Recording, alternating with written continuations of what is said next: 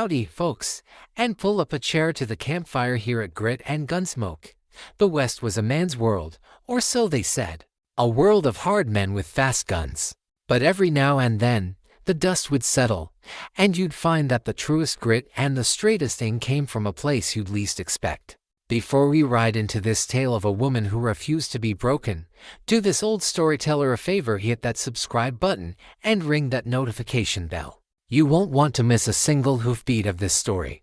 Now, listen close.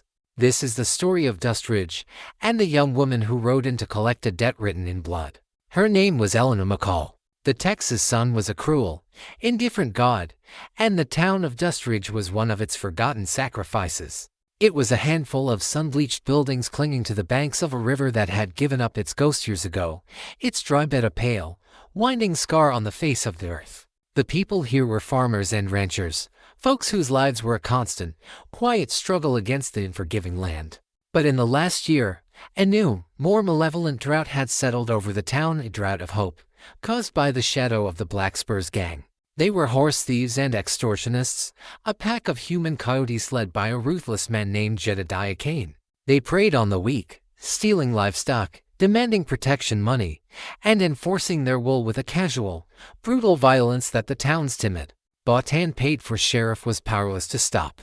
Into this atmosphere of quiet despair, a lone rider appeared. The rider was young, perhaps in her early 20s, but she sat her horse with the easy, ingrained confidence of someone who had been born in the saddle. She was slim, dressed in practical buckskin trousers and a dusty duster, her features obscured by the shadow of a low-brimmed hat. The only thing that marked her as a woman was the long, dark braid of hair that snaked down her back. She rode not with the swagger of a gunslinger, but with a quiet, watchful purpose, her eyes scanning the town, taking in the fear on the faces of the people. The BS brand crudely burned into the saloon doors. Her name was Eleanor McCall, though no one in this town would have recognized her. To them, she was a stranger.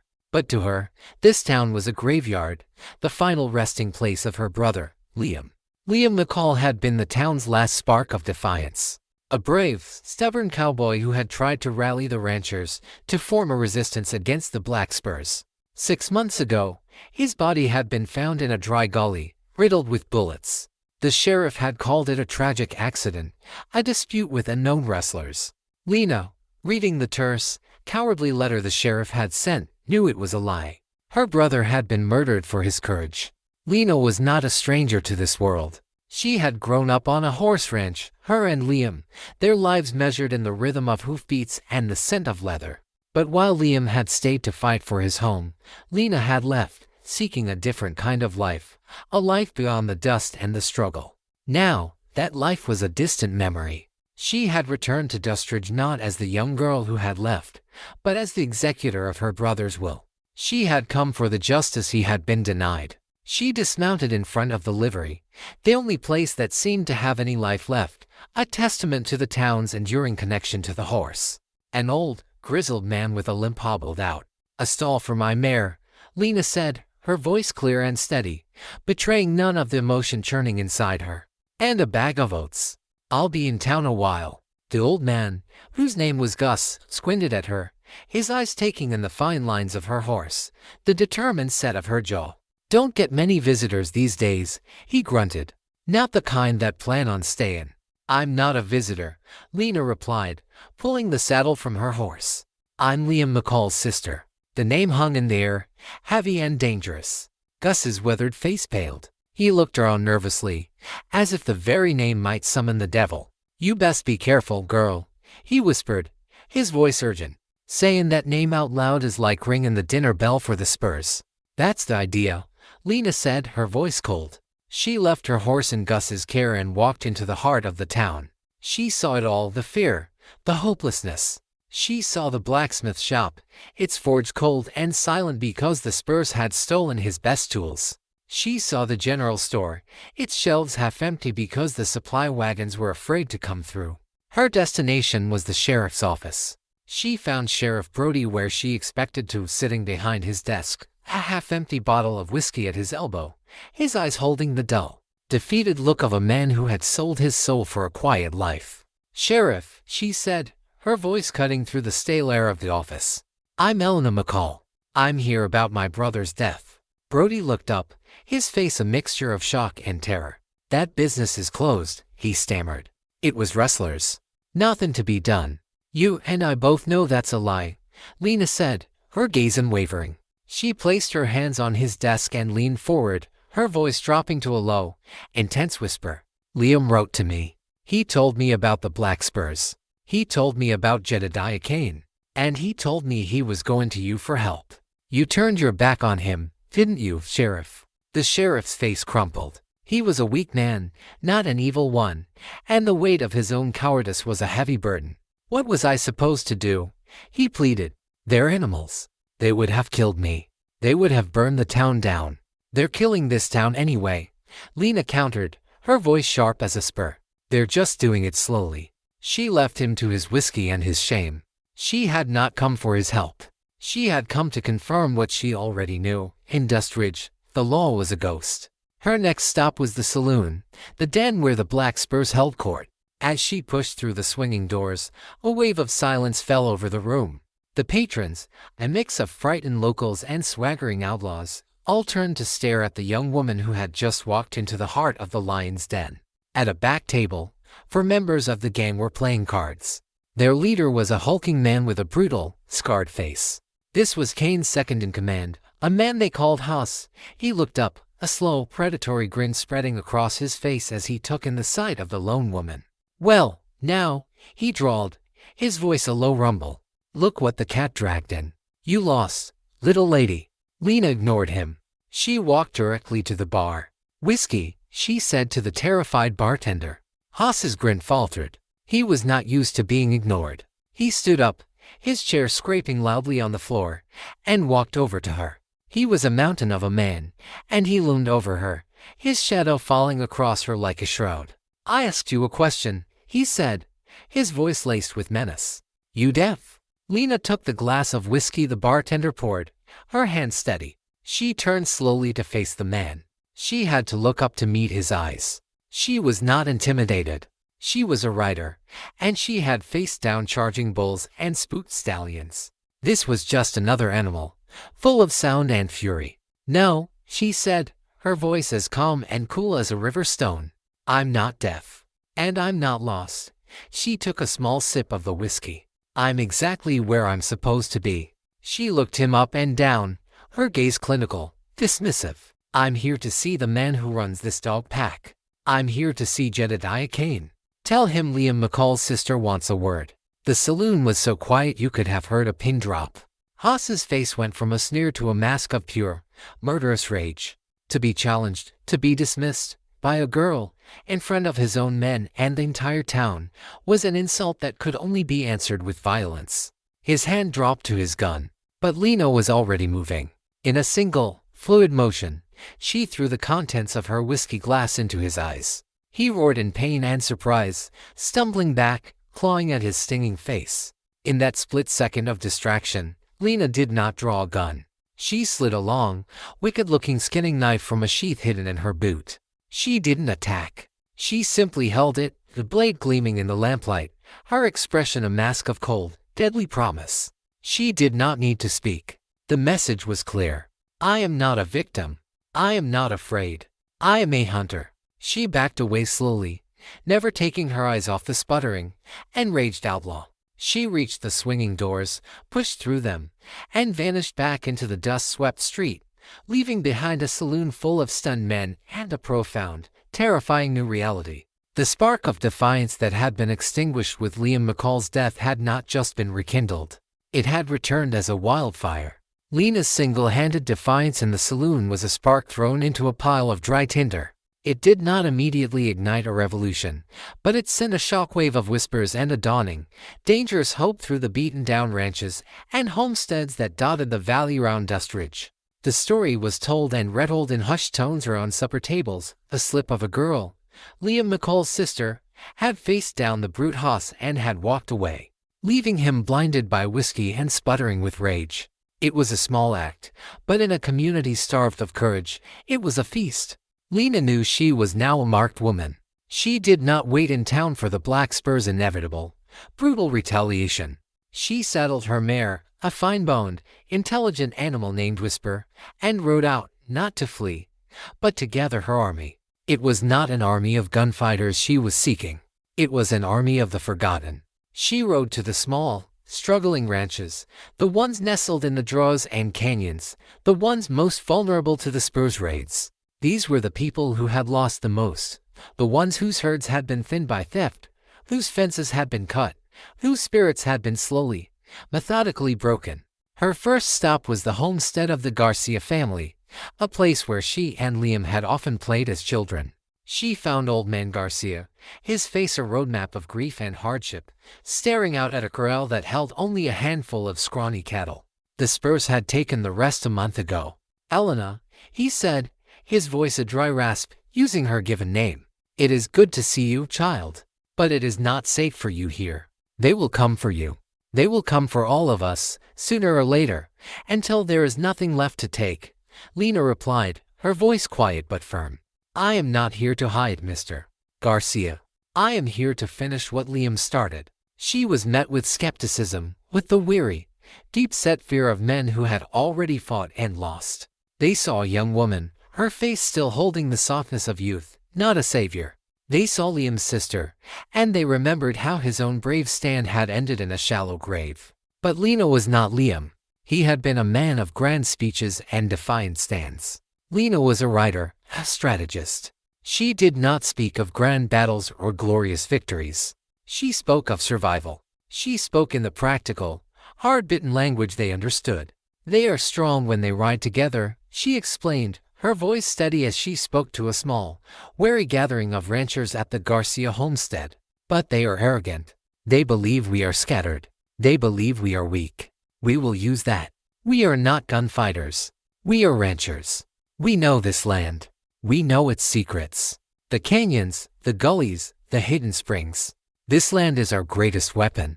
We will not fight them in the street. We will fight them in the dust and the shadows, where we are the kings and they are the trespassers."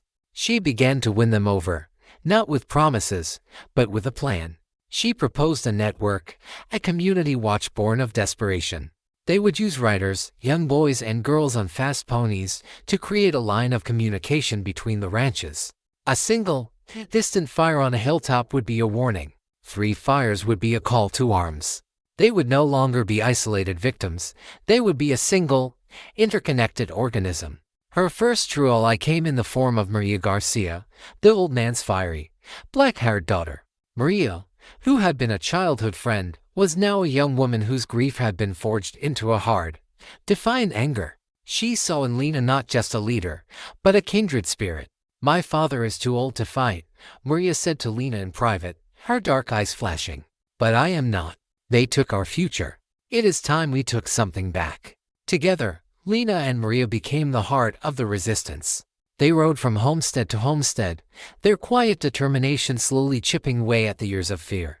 They gathered not a posse of killers, but a fellowship of the forgotten, a small, desperate band of farmers and ranchers who had finally been pushed too far. The first seeds of a true rebellion had been sown, not with the promise of victory, but with the simple, stubborn refusal to be erased. Courage was a seed, but skills were the water and sun needed to make it grow.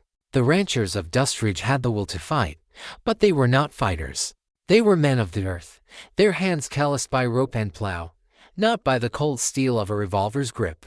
Lena knew that their righteous anger would be no match for the practiced, casual brutality of the Black Spurs in a stand-up fight. They needed to be forged into something new.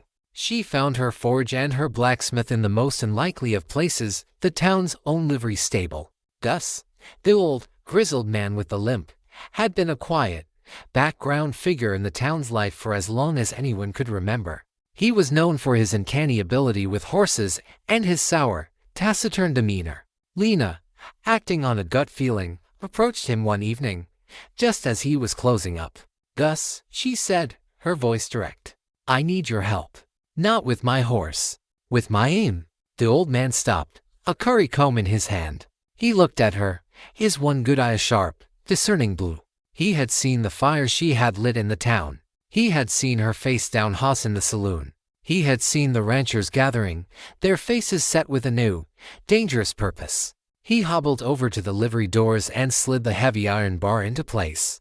"The last time I taught someone to shoot," he said, his voice a low, gravelly rumble, "it was in the service of the Texas Rangers." He revealed a past he had kept buried for 20 years. He had been a ranger, a man who had fought Comanches and outlaws, until a rustler's bullet had shattered his hip and ended his career. He had come to Dust Ridge seeking a quiet place to be forgotten, to let the ghosts of his past lie still. "I am an old man," he said, a deep weariness in his voice. "My fighting days are done." "I'm not asking you to fight, Gus," Lena replied, her gaze steady. "I'm asking you to teach. You see what they're doing to this town, to these people. You can't tell me that the ranger in you is content to just stand by and watch." The words hit their mark. The old ranger, buried under years of dust and regret, stirred. He looked at this young, determined woman, and he saw the same fire, the same unwavering sense of justice, that had once burned in him.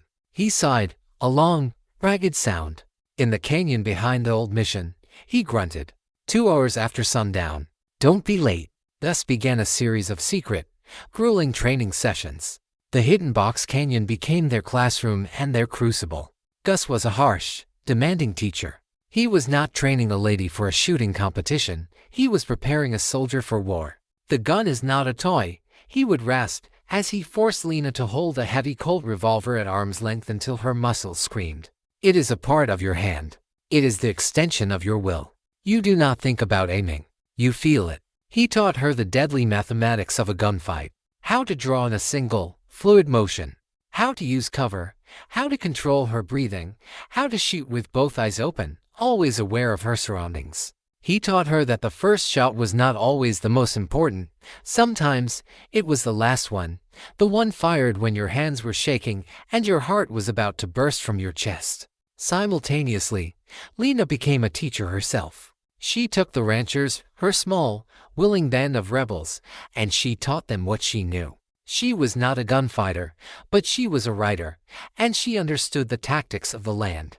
"We will not fight them face to face," she explained, using stones to represent men on a dusty patch of ground. "We will be ghosts. We will strike and fade.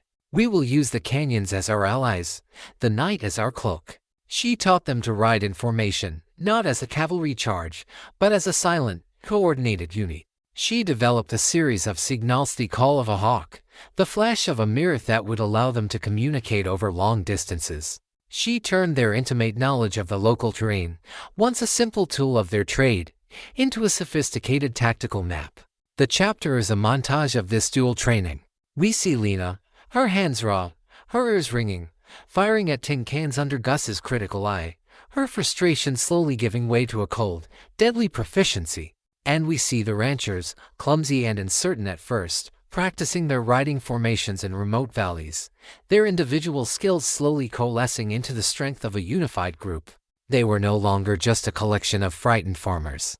They were being forged, under the twin tutelage of a retired ranger and a determined young woman, into a fighting force. They were becoming Lena's Rough Riders, a small, secret army preparing for its first, daring test.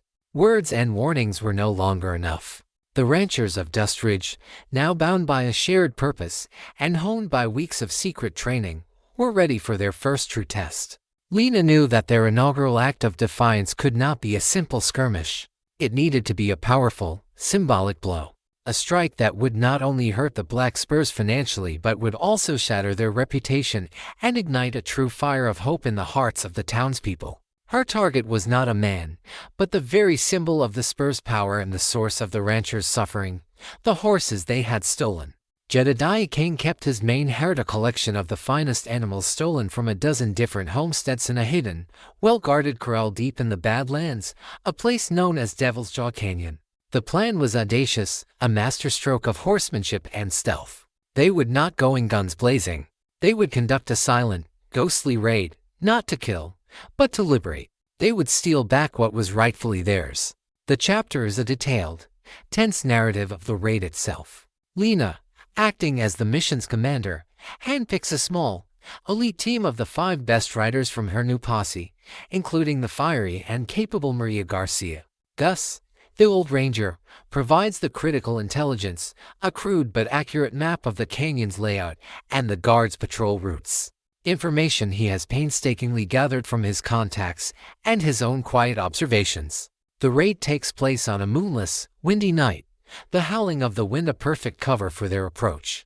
They move not as a posse, but as individual ghosts, approaching the canyon from multiple directions, their horses' hooves wrapped in cloth to muffle their sound. The scene is thick with atmosphere and suspense. They are a small band of ordinary people, their hearts pounding with a mixture of terror and exhilarating purpose, moving against a well-armed, professional gang. Lena and Maria are tasked with the most dangerous part of the mission, neutralizing the two guards at the corral's single gate. It is a tense, close-quarters affair. They use their knives and their wits, not their guns, taking the guards down with a silent, brutal efficiency that speaks to the profound changes they have undergone. With the guards silenced, the signal is given flow, mournful call of a desert owl. The other ranchers move in. In a perfectly coordinated maneuver, they open the corral gate and begin to spook the herd. What follows is not a chaotic stampede, but a controlled, masterful piece of horsemanship. Lena and her riders, moving with a skill born of a lifetime in the saddle, guide the ghost herd out of the canyon. They are not just cowboys, they are liberators, their movements a fluid, silent ballet in the darkness. They drive the herd not back toward their own ranches, but into the confusing, maze-like network of the surrounding badlands, where they can be scattered and later retrieved in smaller groups. The raid is a stunning success. They vanish into the night without a single shot being fired, leaving behind to bound and gagged guards and an empty corral. The effect on the Black Spurs is devastating.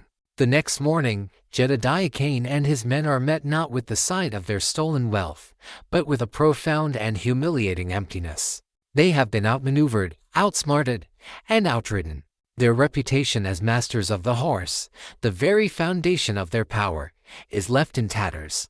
For the ranchers of Dust Ridge, the return of their horses is a moment of pure, unadulterated triumph. It is more than just the recovery of property, it is the recovery of their dignity, their livelihood, and their hope. The news of the ghost herd spreads like wildfire, becoming an instant legend. The quiet, determined resistance, led by a young woman no one had taken seriously, has just won its first, decisive victory.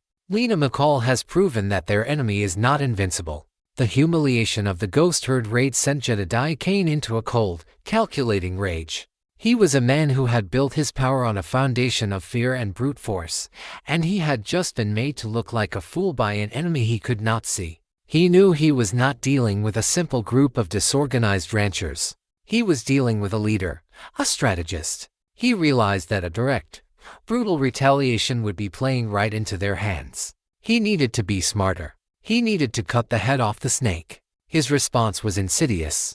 He decided to fight fire with fire, or rather, stealth with stealth. He would send an infiltrator into the ranchers' midst to discover the identity of their leader and to sow the seeds of discord and betrayal.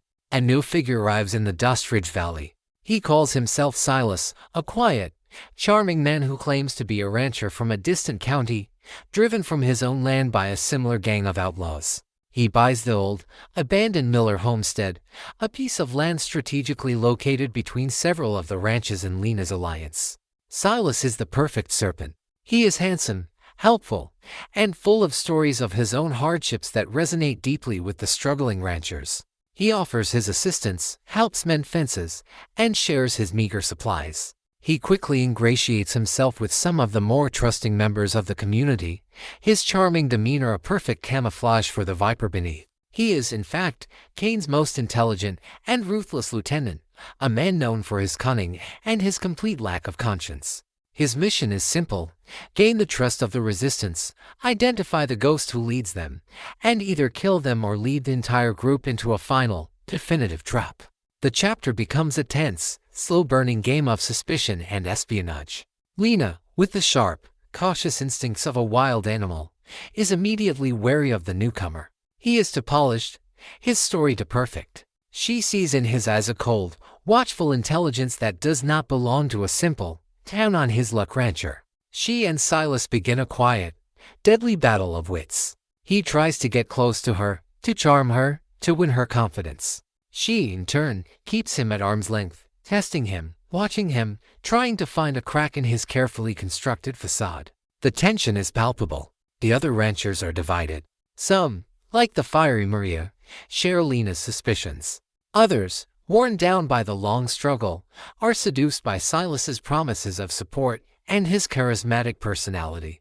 The central conflict of the chapter revolves around a shipment of new rifles and ammunition that the Resistance has managed to purchase through a secret contact of Gus's. It is a vital asset, the key to their ability to defend themselves in a real fight. Silas, having proven his loyalty by providing valuable but ultimately misleading information about the Spurs' movements, argues that the weapons should be stored in the cellar of his centrally located homestead. Lena argues vehemently against it. She trusts her instincts. She knows it's a trap.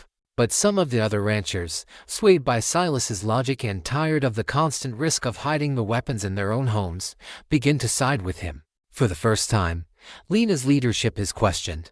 The unity of the fellowship she has so carefully built is threatened from within. The serpent that Cain has sent into their fold is beginning to work its poison, and Lena knows that a single misstep, single act of misplaced trust, could lead to the complete and utter destruction of their rebellion. The debate over the rifles became a fault line running through the heart of the fledgling Resistance. It was more than a tactical disagreement, it was a battle for the soul of their rebellion. Silas, with his smooth words and logical arguments, preyed on the ranchers' deepest fears and desires. He spoke of safety, of consolidating their strength, of the relief of not having to sleep with a crate of illegal dynamite under their children's beds. To the exhausted and frightened homesteaders, his words were a seductive song. Lena, in contrast, offered only the harsh and varnished truth. He is a stranger who appeared from nowhere, she argued in a tense, moonlit meeting in Gus's livery. His story is too perfect. His hands are too soft for a man who claims to have lost everything. Trust is a currency we cannot afford to misspend. But the seed of doubt Silas had planted was taking root.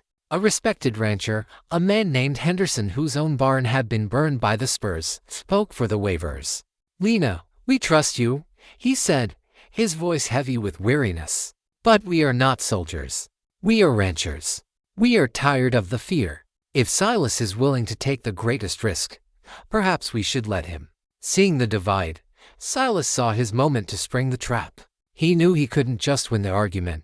He had to prove Lena's caution to be unfounded, to isolate her. He leaked a piece of intelligence back to Cain, a carefully crafted lie designed for a dual purpose. He reported that the Resistance was growing bolder and that a group of ranchers, led by the hot-headed Henderson, would be moving a small herd of cattle to a remote waterhole known as Coyote Springs the next day, a place far from Lena's direct oversight. It was the perfect bait. Then, he played his master stroke. He rode to Lena's camp, his face a mask of concern.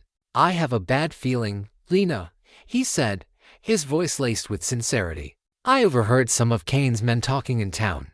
They know about the cattle drive to Coyote Springs. I think it's an ambush." He was, of course, warning her of the very trap he himself had just set. His goal was to see what she would do. If she did nothing and Henderson's group was slaughtered, her leadership would be shattered. If she rode to the rescue, he would have finally unmasked her as the true leader and could lead her and her best fighters into Cain's waiting arms. Lena's blood ran cold. She knew, with an absolute, gut-wrenching certainty, that she was being played. Silas's warning was too timely, his concern too theatrical. This was it, the moment the serpent would strike. She was caught in an impossible position. To warn Henderson off would be to reveal that she had a spy, but she had no proof against Silas, only her own unwavering instinct. To let him go would be to condemn him to death. She chose a third option. She would not just walk into the trap. She would turn the trap back on the hunters. She gathered her most trusted riders, Maria, Gus, and a handful of others whose loyalty was beyond question. "Henderson is riding into an ambush," she told them, her voice a low, urgent whisper. "Silas set it up. But we will not be the prey. We will be the ones waiting in the rocks." The chapter becomes a tense, multi-layered narrative of deception and counter-deception. Lena allows Henderson and his 3 riders to proceed with their cattle drive, a lamb being led to the slaughter. But unknown to them, and unknown to Silas who was riding with them to protect them, Lena and her own team are already moving. They are not following, they are racing ahead, using their superior knowledge of the back canyons to circle around and get into position above Coyote Springs. The water hole was a natural kill box, a low basin surrounded by high, rocky bluffs. As Henderson's group arrived, their cattle moving slowly toward the water, the black spurs emerged from their hiding places. A full dozen of them, led by the brutal Haas, who had a personal score to settle with Lena. Well, Henderson, Haas sneered, his rifle leveled. Looks like you're a long way from home. He then turned his cold eyes on Silas. Good work, Silas. The boss will be pleased. In that moment, Henderson and his men realized the terrible truth of their betrayal. But before the Spurs could open fire, a new voice echoed from the bluffs above. You should have listened to me, Henderson, Lena's voice called out, clear and commanding. I told you he was a snake. The ambush was ambushed. Lena and her riders, perfectly positioned, opened fire from the high ground. The ensuing battle was a chaotic, desperate firefight. Lena's group was badly outnumbered, but they had the supreme advantage of surprise and terrain. Bullets ricocheted through the basin, the screams of men and horses echoing off the canyon walls. Lena was a force of nature, her aim true, her commands sharp and clear. She directed her small posse's fire, forcing the Spurs to keep their heads down and able to bring their superior numbers to bear. In the heart of the chaos, Silas revealed his true colors. He was not just a spy. He was a deadly gunfighter. He drew his own pistol and began firing, not at the Spurs, but at Henderson and his men, trying to eliminate the witnesses to his treachery. It was then that he and Lena had their first, brief, violent confrontation. As he turned to fire at Henderson, Lena, who had been anticipating this, fired a single, carefully aimed shot from her rifle. The bullet tore through the flesh of his shoulder, spinning him around and forcing him to drop his gun. He stared up at the bluffs where she was hidden, his face a mask of pure, murderous hatred. The firefight was a costly victory. The Spurs, caught in the crossfire and with their own leadership in disarray, were eventually driven off, but not before one of Henderson's men was shot and killed. The resistance had won its first real battle, but the price was a stark and bloody reminder of the deadly stakes of their war. As the dust settled, Silas, clutching his wounded arm, managed to scramble onto a horse and escape in the confusion, his cover blown, his mission a failure. He fled back to his master, leaving behind a resistance that was now smaller by one man, but infinitely stronger. They were no longer a collection of disparate ranchers with a shared grievance. They had bled together. They had fought together. They were now a true posse, forged in the fire of betrayal and battle. The death of a rancher at Coyote Springs was a turning point. It was no longer a matter of stolen horses or abstract principles of justice. Blood had been spilled. A good man, a husband and a father, was dead. The quiet, simmering rebellion in Dustridge had just been baptized in blood, and the character of their fight changed forever. The victory felt hollow, the cost too high. Guilt and grief settled over the small band of rebels. They had proven they could fight, but they had also proven they were vulnerable. The one man most deeply affected was not one of the fighters, but the town's figurehead of law and order, Sheriff Brody. The news of the gunfight, and of the death of one of his own citizens, seemed to finally break through the thick, alcoholic fog he had lived in for a year. He was a coward, but he was not a monster. The ghost of Liam McCall's unanswered plea for help, combined with the fresh ghost of the dead rancher, became a weight too heavy for his broken conscience to bear. He sought out Lena, a secret, desperate meeting in the dead of night at the town's small, neglected cemetery. He was a man unburdened. He came not as a sheriff, but as a penitent. I can't do it anymore, Lena, he confessed, his voice a broken, whiskey-soaked whisper among the tombstones. I see that boy's face every time I close my eyes. I see your brother. I signed their death warrants with my own silence.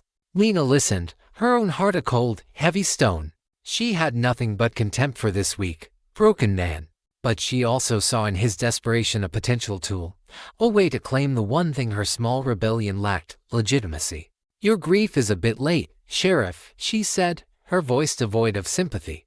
A man is dead. Your badge didn't protect him. I know, he choked out, but I can't fight them. Look at me. I'm a joke. He then looked at her, desperate, pleading hope in his bloodshot eyes. But you can. The people are starting to believe in you.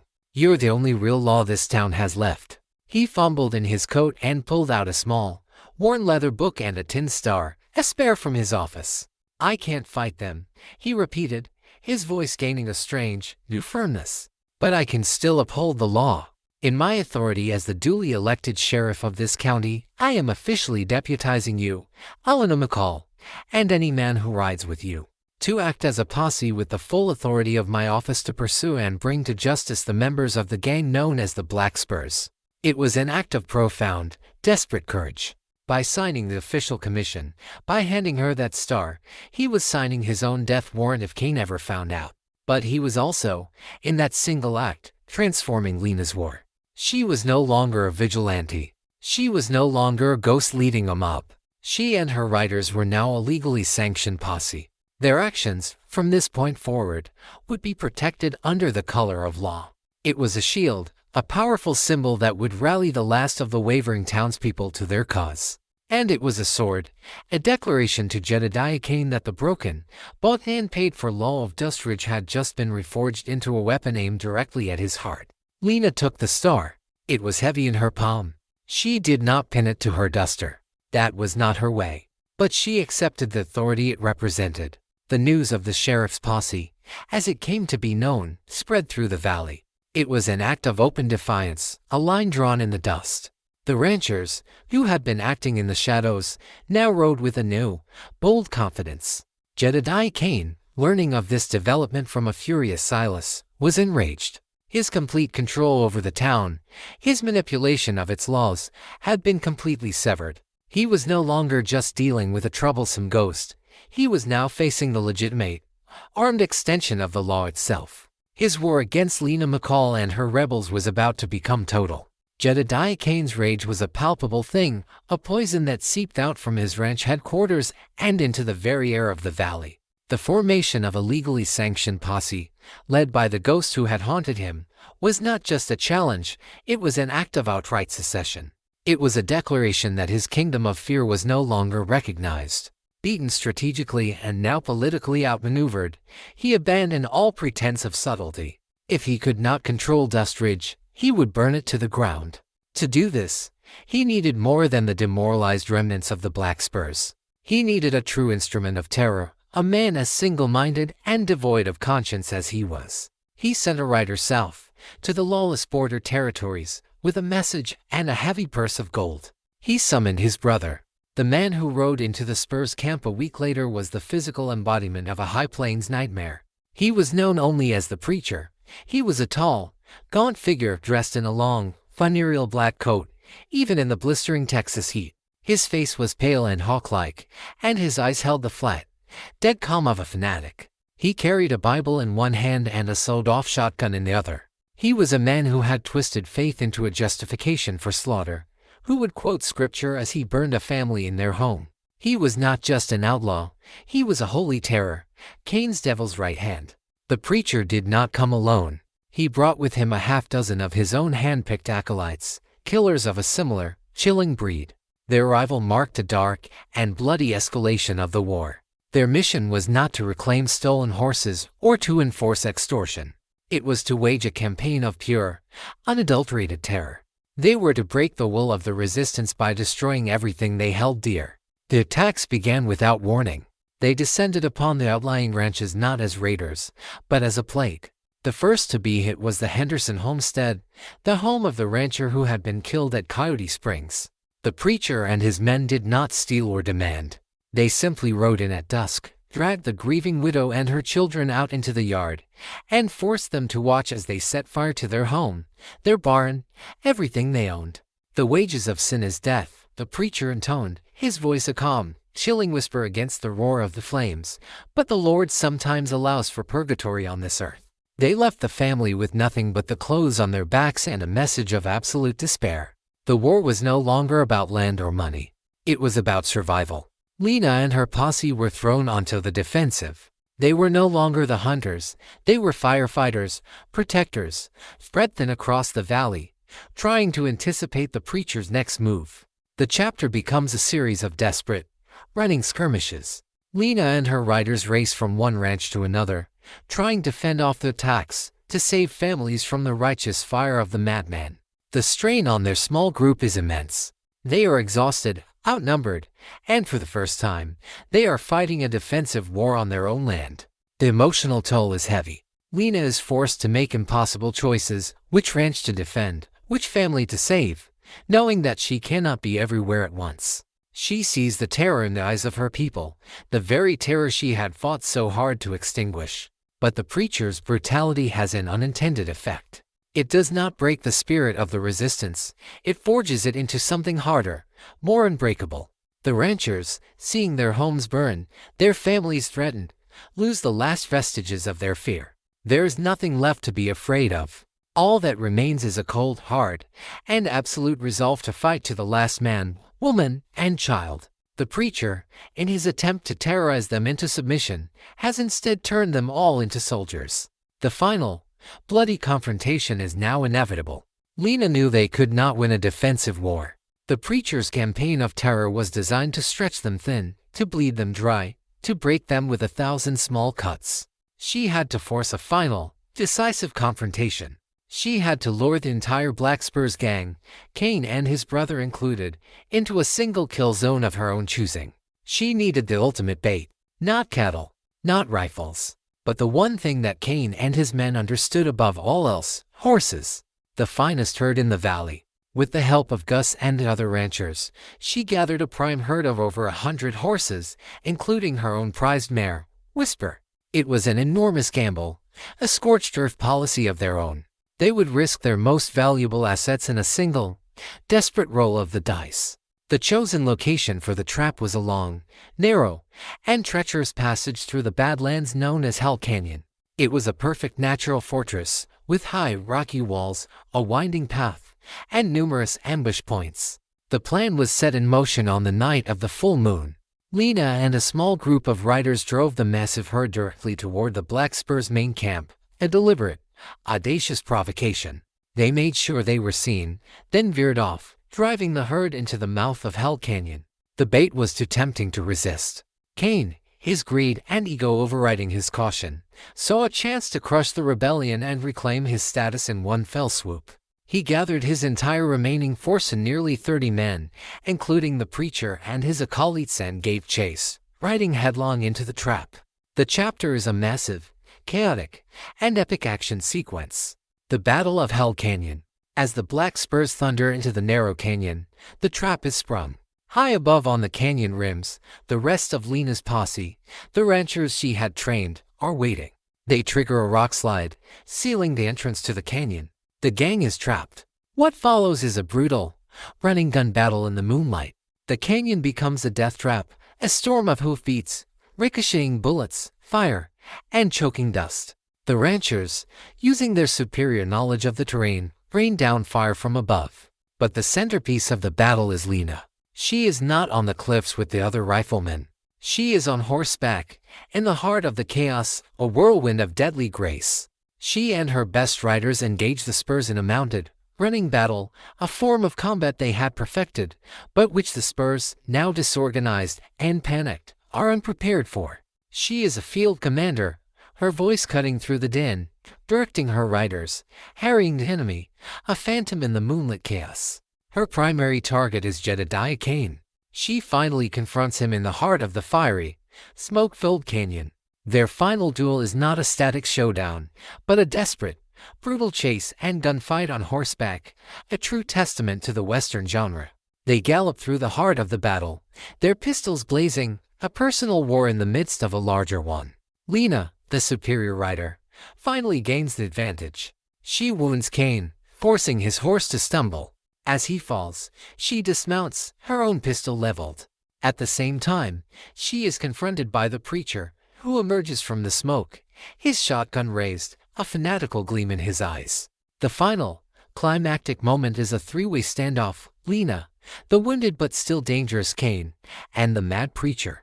The battle for Hell Canyon, and for the soul of Dust Ridge, comes down to this single, frozen, moonlit tableau. The The standoff in the heart of Hell Canyon was a moment frozen in time, the fate of the valley held in the balance between three figures. The preacher, his face a mask of righteous fury, leveled his shotgun at Lena. "The wages of sin are death, woman," he intoned. But before he could fire, a fourth shot echoed through the canyon. It came not from Lena, but from behind the preacher. Sheriff Brody, who had followed the posse against Lena's orders, his face a mixture of terror and a final, desperate courage, had fired his single, shaky shot. The bullet struck the preacher in the back, causing his own shotgun to discharge harmlessly into the sky as he fell. The sheriff had, in his own, broken way, finally done his duty. In that split second of distraction, Jedediah Kane, wounded on the ground, raised his own pistol for one last shot at Lena. But he was too slow. Lena's Colt barked once, a final, definitive period at the end of a long and bloody sentence. Kane fell back dead. The battle was over. The Black Spurs, their leaders dead, their numbers shattered, broke and surrendered. The sun rose on a battlefield of smoke, blood, and profound sorrow. The victory was absolute, but the cost was etched into the weary, soot-stained faces of the ranchers. They had lost friends and family, but they had won back their homes, their lives, and their dignity. In the days that followed, Dust Ridge began to heal. The surviving members of the Spurs were locked up to await the circuit judge. The ranchers, now united and strong, held a meeting in the town hall. They formally disbanded the posse and, in a unanimous vote, elected a new, honest sheriff from among their own ranks, the quiet, steady rancher, Henderson, a man who had earned their trust through his courage. But Lena McCall was not at the meeting. Her war was over. She had found the justice her brother had been denied. But she knew she could not stay. She was a gunfighter, a symbol of a violent, necessary chapter in the town's history. But the town now needed builders, not warriors. Her part in their story was done. The final scene takes place on a high ridge overlooking the valley. Lena sits on her mare, whisper, watching the smoke rise from the chimneys of the town, a town now at peace. Gus, the old ranger, finds her there. He has packed her a small saddlebag with supplies. "You have a home here, you know," he says, his voice a low, gravelly rumble. "A place to rest." Lena looks out at the town, then at the vast, open country that stretches to the horizon. A small, sad, and weary smile touches her lips. "My home was with my brother Gus," she says softly. "And my trail. It leads elsewhere." She is no longer running from a past that was stolen from her. She is now riding toward a future of her own making. She turns her horse and, without a backward glance, rides off into the vast, open country. She becomes a solitary figure, a whisper on the wind, leaving behind a town that has learned the true meaning of her legacy, that true strength rides not on the horse, but in the heart that refuses to yield.